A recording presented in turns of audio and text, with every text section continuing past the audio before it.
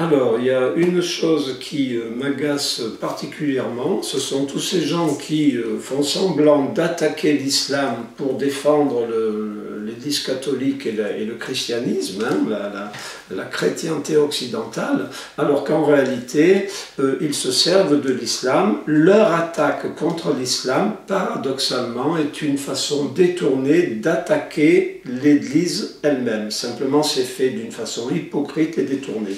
La raison est simple. Hein. Alors, parmi ces gens, il y a Michel Onfray, il y a Geert Wilders, le chef donc, du parti d'extrême droite aux Pays-Bas, dont le parti est financé par les lobbies LGBT et féministes.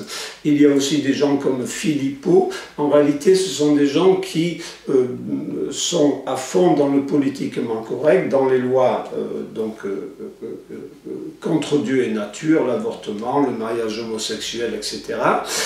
Mais ils attaquent l'islam justement parce qu'ils ont compris que malgré tout, bien que l'islam ne soit pas dans la plénitude de la vérité, hein, puisque seule l'Église catholique est la vraie religion, ils ont quand même compris que malgré tout, les musulmans sont dans une éthique verticale et qu'ils savent qu'ils auront un jour des comptes à rendre à Dieu. Ça veut dire que au niveau donc des règles fondamentales de l'éthique de la procréation de la vie, telle que Dieu l'a voulu, les musulmans sont respectueux de cela. Hein. Et en effet, les musulmans sont contre l'avortement, contre le mariage homosexuel. Donc cela, cette vérité fondamentale a été entrevue par des gens comme Onfray, Philippot, etc. C'est pourquoi ils attaquent l'islam, car ils ont compris qu'il y avait cette base éthique commune, hein, contre le politiquement correct, entre l'Église catholique et l'islam. Et d'ailleurs aussi avec les juifs sans Christ. Hein. Je ne parle pas des intellectuels juifs athées, je parle des juifs croyants. On voit bien à Tel Aviv, chaque année, il y a des manifestations au niveau des juifs orthodoxes contre la Gay Pride. Hein. Donc, ces intellectuels et membres de partis politiques, souvent d'ailleurs d'extrême droite, sont des gens qui sont athées et quand ils se battent contre l'islam, ce n'est pas pour défendre le christianisme, c'est pour attaquer le christianisme, et oui, même si c'est paradoxal, mais d'une façon détournée. Hein. En luttant contre l'islam, ils luttent en fait hypocritement contre l'opposition de l'Église catholique aux lois d'infamie concernant la culture de mort, hein, avortement, etc. Donc ça c'est un élément essentiel, hein, qu'il convient de garder toujours à l'esprit. On attaque l'islam non pas pour défendre le christianisme, mais pour attaquer en douce et d'une façon perverse le christianisme. Ok. Alors, ça c'est le premier cas de figure. Le deuxième cas de figure, il y a les gens qui, c'est plus facile à comprendre, qui aiment l'islam. En fait, ils n'aiment pas l'islam, ils font semblant d'aimer l'islam, dont le but... Hein? Alors il y a des personnes comme Cohn-Bendit par exemple qui veulent intégrer, qui luttent pour que la Turquie musulmane soit intégrée pleinement à l'Europe.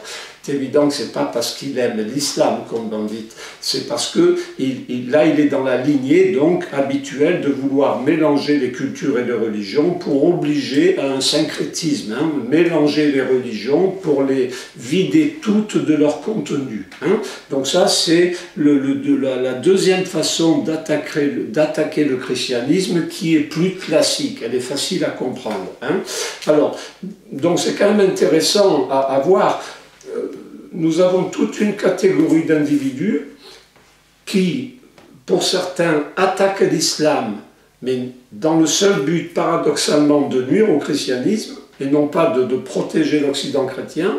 Et nous avons les gens à l'opposé qui aiment l'islam et dont le but est aussi, là c'est plus facile à comprendre, donc d'affaiblir l'Église catholique. Alors les deux opposés finalement se rejoignent dans cette lutte commune contre l'Église catholique. Hein. Alors effectivement, Cohn-Bendit rejoint Onfray, rejoint Geert Wilders, ou même Voltaire qui détestait l'islam, tout en étant l'ennemi évidemment de l'Église catholique. Donc ça c'est très important à comprendre. Alors, en ce qui concerne donc notre dictature globale actuelle, donc féministo-LGBT, qui est donc l'ultime avatar de la franc-maçonnerie. En fait, c'est la version moderne de la franc-maçonnerie, c'est cette dictature féministo-LGBT politiquement correcte. Cette dictature, elle est entre les deux. Hein, c'est-à-dire, de temps en temps, elle va faire semblant d'aimer l'islam, de façon à justement à créer, à mélanger les populations, à créer ce syncrétisme dont je viens de parler, mais aussi, c'est très pervers, mais en faisant semblant d'aimer l'islam, elle sait qu'elle déclenche chez la population un rejet de l'islam. Donc c'est un double jeu, ça relève de la psychologie et c'est très pervers. Hein, la dictature défend l'islam, elle sait qu'en faisant cela, elle déclenche une islamophobie parmi la population, ce qui est ce qu'elle veut dans une certaine mesure. Hein, c'est ainsi, c'est quand même très fin et très pervers. Donc, elle défend l'islam pour déclencher un rejet de l'islam.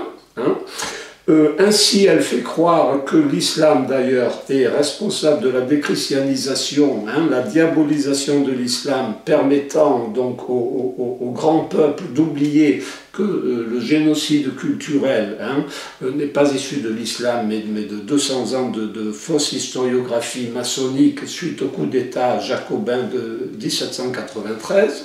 Donc, diaboliser l'islam pour que le bon peuple oublie que si on l'a tué, si le génocide culturel, si le peuple a été massacré culturellement au point d'être d'accord avec les lois d'infamie, le meurtre légal des enfants à naître, etc., et maintenant le masque sans rien dire, si le peuple a été tué culturellement, s'il y a eu un tel génocide culturel, c'est non pas à cause de l'islam, c'est à cause donc de ce coup d'État jacobin et de son historiographie qui a suivi. Hein.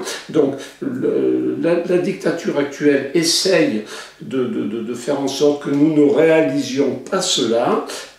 C'est pourquoi il est important de diaboliser l'islam. Donc, en aimant l'islam, elle déclenche une diabolisation de l'islam, hein, ou alors de temps en temps, elle-même, elle diabolise donc l'islamisme radical. Il y a un double jeu. En toute dernière analyse, il convient de s'en prendre au christianisme. C'est ça la base de tout. Hein.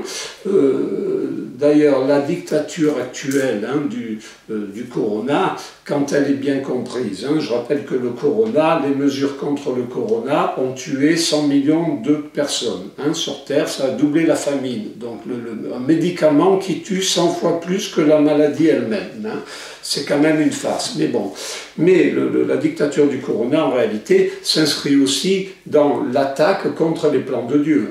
Ça développe la peur entre les êtres humains, ça sépare les sexes, ça développe la PMA, ce qui va développer l'homosexualité, je l'ai déjà expliqué, je ne vais pas y revenir aujourd'hui. Donc en fait, tout est orienté, c'est ça l'attaque fondamentale de fin des temps contre Dieu, elle est là. Tout est orienté contre les plans naturels de Dieu pour le développement de l'espèce. C'est la base, donc avortement, mariage homosexuel, théorie du genre, PMA, clonage qui arrive, technique des CSPI qui arrive, etc. Tout est là, y compris la dictature du corona. Si on perd cela de vue, on ne peut pas comprendre ce qui se passe maintenant. Donc, les attaques contre l'islam, par ces faux culs comme Onfray et compagnie, en réalité, quand elles sont bien comprises, c'est une façon détournée de pourrir l'Église catholique et de discréditer l'Église. Donc, c'est important à comprendre. Si on n'a pas ça à l'esprit, on ne peut pas comprendre ce qui se passe actuellement.